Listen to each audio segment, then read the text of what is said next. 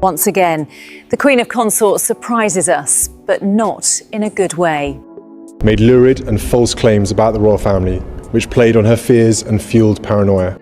Prince William was only moments away from opening one of the most sensitive royal summits of the year, when he saw a face that was never supposed to be inside the chamber. Camilla's private lawyer was already seated near the king's advisors, carrying a sealed leather folder. William stopped in the doorway, studied the room, and made a decision that left every person around the table frozen. Before we go deeper into what this really means for the royal family, make sure to subscribe so you don't miss a single update. The Windsor summit had been called to settle questions that could shape the monarchy for years. A summit of this kind was a closed family consultation, where senior royals examined household authority, royal residences, private assets, and the division of duties during Charles's reign. Only 2 constitutional advisors, the king's private secretary, and selected family members had been approved. Personal lawyers were forbidden because everyone needed to speak without outside pressure. Yet, Camilla's representative was sitting comfortably among them, with highly confidential briefing papers resting beside his hand that morning. William had entered prepared for resistance, but not deception. He knew disagreements were coming, especially over who would control Windsor apartments and private collections as his responsibilities increased. Still, he had expected those arguments to be honest. Camilla remained seated as the prince approached the table, and she urged him not to misinterpret what he was seeing. Her lawyer, she said, was present only to protect her position. William looked directly at the queen consort and asked why that protection required access nobody else had approved. Silence swallowed the room. Charles's advisors lowered their eyes, while the private secretary searched the attendance list as if a name might suddenly explain everything. It did not. The lawyer had never been authorized. The future king closed his briefing folder, placed it firmly on the table, and announced that the Windsor summit was cancelled immediately. Not postponed for an hour, not delayed while excuses were exchanged. Cancelled. He would not discuss a single item until investigators established who admitted the representative and how confidential material had reached him. Camilla's face tightened, but William refused to retreat. He told everyone to leave their papers behind and ordered the chamber secured. Charles had not yet entered, which made the discovery even more disturbing. Someone had tried to shape the meeting before the monarch could take his seat. As chairs moved and footsteps faded, the prince noticed 4 words embossed across the lawyer's sealed folder: Windsor Household Continuity, Private Instructions. The summit had been stopped, but that title suggested Camilla's lawyer had arrived carrying something far more dangerous than legal advice. Behind the cancelled meeting stood 3 people protecting 3 very different futures. William saw himself as the guardian of an inheritance he would one day be required to preserve. Camilla feared becoming powerless if Charles could no longer shield her position. And the king, caught between his wife and his heir, faced the painful possibility that the 2 people closest to him no longer trusted one another. William carried a responsibility that reached far beyond one cancelled conversation. As Prince of Wales, the title traditionally given to the heir expected to become the next monarch, he had begun taking a greater role in decisions involving royal residences, private collections, household authority, and the long-term division of duties. The future king believed every arrangement needed to pass through a clear family procedure. If hidden agreements were allowed to survive, they could bind his hands when the crown eventually became his responsibility. Camilla faced the same future with fear instead of confidence. Her ceremonial position, personal staff, security arrangements, and right to remain in selected royal residences could all become vulnerable if power shifted toward the heir. The queen consort, the monarch's wife, who supports his reign without holding his constitutional authority, understood that Charles was her strongest protection. Now she sat alone in the emptied chamber, gripping the arm of her chair as embarrassment hardened into dread. William's cancellation had exposed how little confidence he placed in her judgment. William felt no satisfaction. Memories of Diana's final years returned with painful force. Private negotiations, divided households, and decisions made behind closed doors, until mistrust poisoned almost every relationship. The prince had watched secrecy turn family tension into institutional chaos, and he silently vowed that it would not happen again. Yet his determination carried a cruel cost. Protecting the monarchy meant confronting his father's wife, and confronting her risked reopening wounds Charles had spent decades trying to bury. Charles received the news inside his private study. He removed his glasses, placed them beside the briefing papers, and asked his private secretary only one question. Who authorized the lawyer? The secretary checked the official access list, the secured record naming everyone permitted to enter the summit, but found no approval from the sovereign, his heir, or the Windsor Secretariat. The visitor's name had appeared less than an hour before the meeting. Camilla's fear deepened when the documented entry review identified the source. The authorization had come through her private household, using language that described the lawyer as an essential advisor. William read the record twice, realizing the stranger's presence had been carefully arranged. That unauthorized entry was not the beginning of the crisis. It was the final consequence of a private struggle that had started weeks earlier. The path to the cancelled summit began during a smaller gathering that almost everyone dismissed as routine. Weeks earlier, inside a quiet Windsor drawing room, Camilla's lawyer had placed a proposed household memorandum beside the Queen's teacup. One paragraph concerned her future residence. Another concerned permanent access. But the final clause reached directly into authority that William believed belonged to the next reign. Tension had already been growing over who would supervise the Windsor apartments. Ceremonial jewelry, personal staff, and invitations if Charles reduced his public duties for an extended period. A household memorandum was simply a written plan defining how royal staff, residences, and responsibilities would be managed. Yet this proposal was anything but simple. William had demanded that every suggested change be circulated before the Windsor summit so the family could examine it together. The prince believed openness would prevent private interests from quietly becoming permanent royal policy. Camilla saw those safeguards very differently. She believed the future king was building a system that could leave her dependent on his approval for her home, staff, security, and ceremonial role. According to a documented account, later provided by a trusted aide, the queen consort spoke with unusual bitterness after one planning discussion. She insisted that she would never allow her future to rest entirely upon William's goodwill.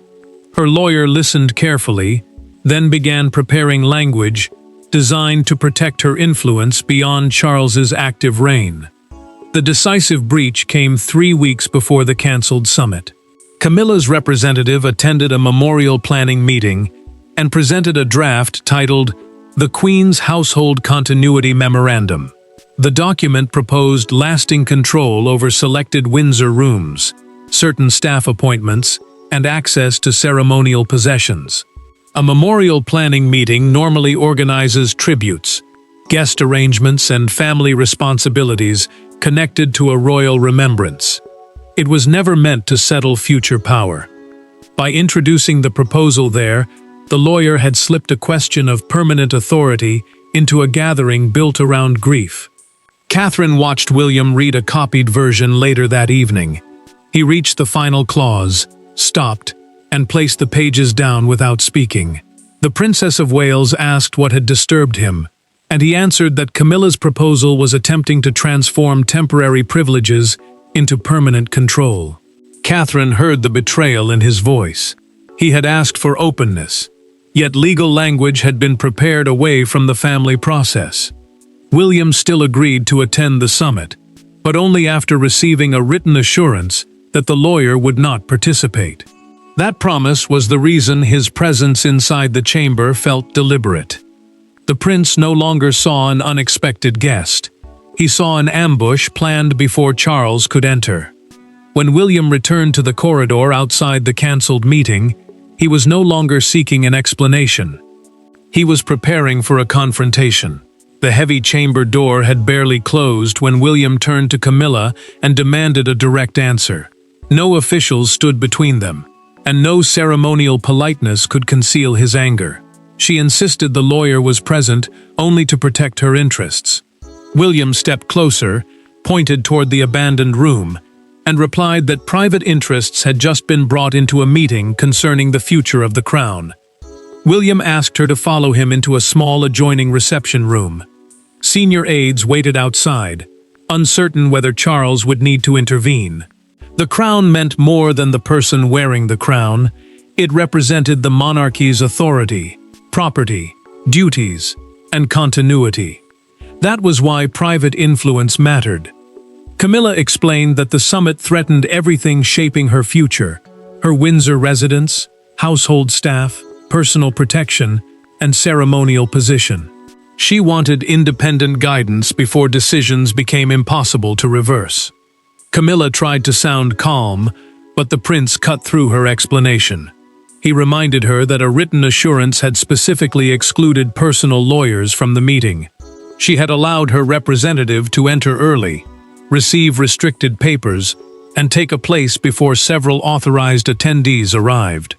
To William, this was not preparation. It was an attempt to make the lawyer's presence seem accepted before anyone could object. The future king accused her of turning trust into a trap. Camilla's composure finally broke. She told him that procedure was easy to defend when his future was guaranteed. William would inherit authority, residences, security, and a permanent place at the center of royal life. Her position could change through one decision after Charles was gone.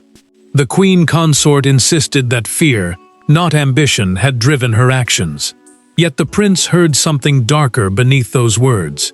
She believed protecting herself justified crossing a boundary they had agreed to respect.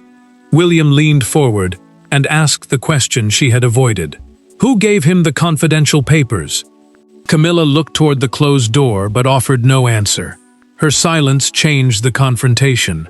If she could not explain how her lawyer obtained the summit agenda, then someone inside the palace had supplied it before the meeting. That meant the breach reached beyond one unauthorized visitor. Urgency spread through Windsor. Officials stopped the lawyer before he could leave and inspected the sealed folder under the palace's documented security procedure. They found an annotated agenda and several proposed amendments that had never been circulated to approved participants. One handwritten instruction stood apart from the rest. It claimed the central proposal had been already discussed with the sovereign, meaning the reigning monarch. William read that sentence twice. Camilla remained silent, as his anger turned into something colder. The dispute could no longer remain between an heir and a queen. Those 6 handwritten words had placed King Charles at the center of the storm. Charles listened without interruption as William placed the disputed amendment on his desk. For several seconds, the king examined the handwriting, the legal phrasing, and the claim that he had already approved its purpose. Then he pushed the page away. His disappointment was quieter than anger, but it carried greater weight. No consent had been given, and someone had used his authority to strengthen a private demand. Charles still held decisive control over the royal household, meaning the staff, residences, schedules, and private arrangements managed in the monarch's name.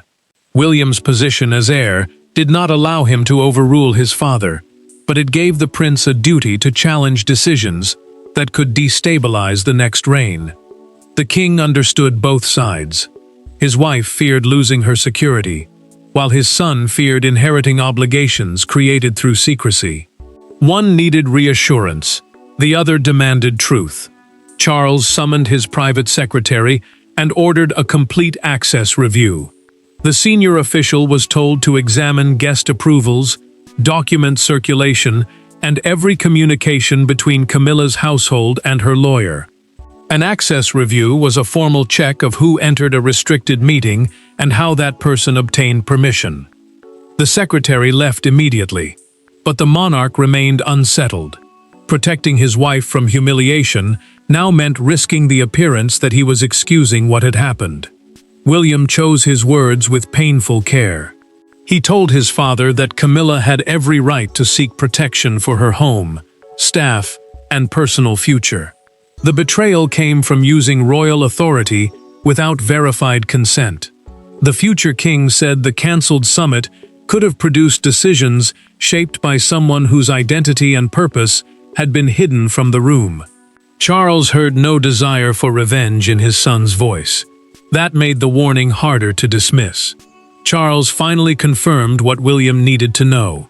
According to their recorded private conversation, he had discussed Camilla's future security only in general terms. The king had never approved permanent household powers, invited her lawyer, or allowed his name to be presented as proof of agreement. That answer cleared one mystery while creating another. Someone had deliberately transformed a broad conversation into supposed royal consent. A palace aide returned with the electronic access request and handed it directly to Charles. The digital record described Camilla's lawyer as a special constitutional advisor, someone presented as offering guidance about the rules governing the monarchy. That label concealed his true role as her personal representative. William watched his father read the wording twice before setting the page down. Charles made his choice. He signed an immediate instruction, suspending every disputed proposal, and ordered a copy delivered to Camilla's private apartments. The king's signature settled the question of authority, but it also forced her to face how dramatically her position had changed. Camilla read the king's instruction alone, beside a cold fireplace. First came the suspension of the household memorandum, then the removal of her lawyer from all internal consultations. Finally, there was a sentence requiring her private office to surrender every confidential summit paper before nightfall. She finished reading, folded the instruction once, and remained motionless as footsteps approached outside her door. The consequences arrived quickly. Windsor officials revoked the lawyer's visitor clearance, froze his access to internal documents, and ordered all future legal submissions to pass through Charles's official secretary. Visitor clearance was the formal permission required to enter restricted royal areas or attend private meetings. Losing it meant Camilla's representative could no longer move through the palace as an accepted advisor. The cancelled summit was also postponed indefinitely while officials investigated whether confidential material had reached anyone else without authorization. Camilla asked to see Charles immediately, hoping she could explain her fear before the paperwork defined her motives. The king refused. Through an aide, he said he needed to understand precisely what had occurred before speaking with her privately. That decision wounded the queen consort more deeply than the restrictions. For years, she had depended on his willingness to hear her first. Now the monarch was placing distance between them because her judgment had made even private reassurance appear dangerous. William felt no victory. Catherine found him standing silently near a window, carrying the weight of what his decision had done to his father. The Princess of Wales, the wife of the heir who supports his public responsibilities, reminded him that allowing the meeting to continue would have placed the institution at greater risk. Still, the prince could not ignore Charles's pain. He had protected royal procedure, but that success had opened a wound inside his own family. Camilla's senior aide entered carrying a locked dispatch case. A dispatch case was a secure container used for sensitive official papers. The staff member opened it and produced copied agendas, handwritten notes, and an earlier version of the continuity memorandum. She explained through a documented account that the material had been gathered from the private office after Charles's surrender order arrived. One note immediately changed the meaning of everything. The instruction was brutally clear.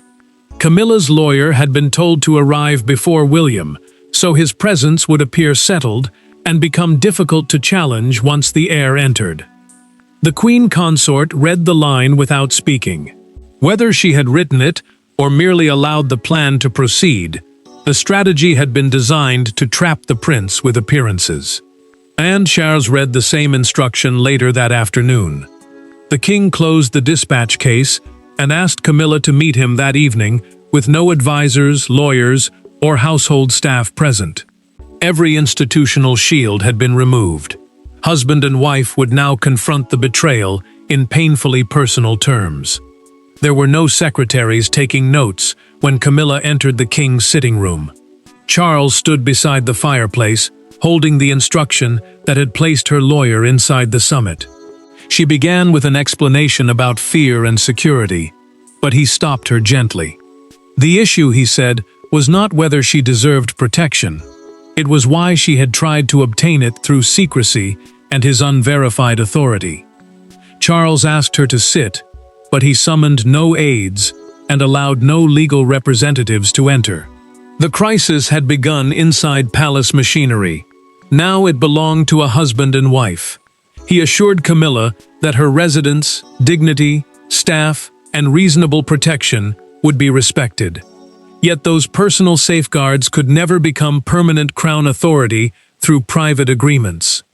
Crown authority meant the official power exercised in the monarch's name, affecting the institution rather than one family member's comfort. Camilla struggled to control her voice. She admitted that William's growing influence had frightened her because his future was secure, while hers depended on promises that might disappear. The Queen Consort feared becoming irrelevant once the heir assumed greater control. She believed the summit could reduce her household, remove familiar staff, and limit her access to Windsor before she had any chance to defend herself. To her, the memorandum had felt like protection. To everyone else, it looked like concealed power. Charles acknowledged that fear, without excusing the betrayal. He told her that using his name without explicit consent had damaged their marriage and weakened the trust required inside the monarchy. The king could forgive anxiety, but he could not ignore manipulation. Every private arrangement made under false authority created a burden for William and exposed the royal household to suspicion. Camilla listened as the man who had defended her for years explained why he could not defend this. Camilla finally accepted responsibility. In the signed statement that later documented the conversation, she confirmed that she had invited the lawyer and arranged for him to enter before William. She insisted she had never intended to force the prince into submission. She wanted the representative's presence to appear settled, hoping that removing the first objection would allow her proposals to be heard. That admission was honest, but it was also devastating. She had tried to control the room before the discussion began. Charles placed the continuity memorandum before her. The document was the proposed plan, seeking lasting control over selected rooms, staff appointments, and household privileges. Camilla withdrew it completely and signed a declaration confirming that none of its provisions carried the monarch's approval. The hidden strategy was finished. Charles then telephoned William. The king did not defend his wife or soften what she had admitted. He invited his son back to Windsor for a smaller meeting built around complete disclosure. The secret proposal had been defeated, but the monarchy still needed to prove that trust could be rebuilt in the open. By morning, the empty chairs inside Windsor had become a national symbol. Broadcasters spoke of an heir refusing to enter a compromised meeting, while newspaper editors transformed the closed chamber door into an image of royal resistance. Yet outside the castle, public attention settled on something simpler. Whether William's decision represented family warfare or a necessary defense of the institution's future. Palace communications confirmed that the summit had been postponed because an unauthorized private representative entered a restricted consultation. A restricted consultation was a confidential meeting where only approved participants could discuss sensitive royal matters. The statement protected the family by withholding the legal dispute, the proposed amendments, and Camilla's admission. Still, Its careful language confirmed something extraordinary. William had stopped an official gathering because private influence had entered a space meant to serve the crown collectively. Royal commentators quickly recognized the importance. The crown meant the monarchy's official authority, duties, property, and long-term continuity, not the personal wishes of one individual. During a recorded morning broadcast, one constitutional analyst described the cancellation as a forceful warning that private legal interests could not shape royal decisions in secret. The prince had not merely walked away from Camilla. He had challenged a method of influence that threatened public confidence in the institution itself. William hated watching the family crisis dominate every discussion. He told Catherine that the headlines had reduced a painful decision to a battle between an heir and a queen. The Princess of Wales reminded him that silence would have allowed the compromised summit to continue. If he had remained seated, the lawyer's presence might have gained legitimacy simply because nobody objected. Her reassurance did not remove his sadness, but it helped the future king understand why retreat would have been worse. Camilla watched the same coverage from Windsor. She had tried to protect her residence, staff, and future position. Yet the queen consort now understood that her strategy had weakened public trust in her judgment. The moment became unavoidable when a morning newspaper published a full-page image of Windsor's closed oak doors beneath the headline, "William refuses the room." Visitors gathered outside the Henry Thing Gate, the castle entrance used by staff and guests, holding copies as television cameras recorded their reactions. The story shifted again that afternoon. A broadcaster read the palace statement beside footage of William returning to Windsor for a private meeting with Charles. No personal lawyer accompanied him. No sealed proposal entered with him.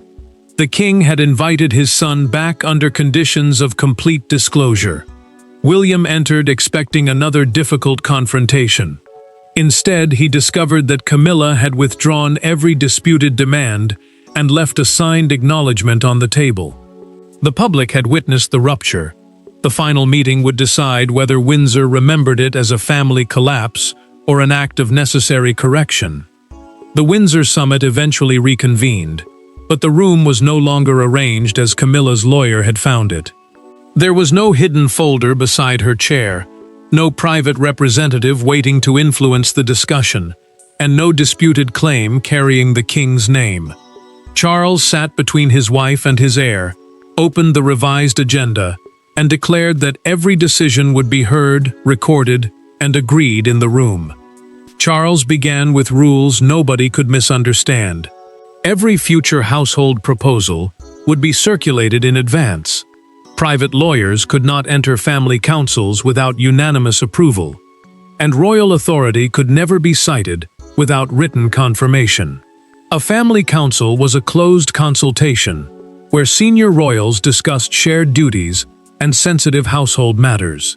The new framework ensured that no personal arrangement could quietly become an institutional obligation. Camilla received protection, but not the permanent control her withdrawn memorandum had demanded. Her residence, personal security, staff, and dignity were formally guaranteed. Yet her claim over selected Windsor rooms, future appointments, and continuing household authority was rejected. The queen consort would remain respected as Charles's wife, but she could not use that closeness to bind the next reign. For the first time since the crisis began, the boundary was unmistakable. William turned toward her and spoke without anger. Canceling the original summit, he explained, had never been intended to humiliate her. The prince had acted because allowing a compromised meeting to continue would have weakened his father's authority and the monarchy's credibility. Camilla accepted that fear had pushed her across a line. She apologized directly to Charles and his son, admitting that forgiveness could not instantly restore the trust she had damaged. Charles closed the signed agreement and delivered the final confirmation. According to the documented recovery report, every unauthorized copy of the earlier proposals had been collected and destroyed under official supervision. The king's announcement ended the immediate threat, but William's next decision revealed what kind of future leader he intended to become. William did not demand Camilla's exclusion from later discussions. Instead, the future king insisted that she remain present under exactly the same rules as everyone else. That was discipline, not revenge. Charles preserved his wife's dignity without surrendering his authority, while she accepted limits that could no longer be privately rewritten. The cancellation became a turning point because it proved that closeness to the sovereign could never replace accountability. William had protected the crown without destroying the family. Camilla had lost hidden influence but retained an honorable place. Charles had chosen truth without abandoning compassion. The first summit ended with a door closing in anger. The final one ended with that door opening, and a monarchy choosing honesty over secrecy. Thanks for watching. Please don't forget to like and subscribe, and we will see you in next one.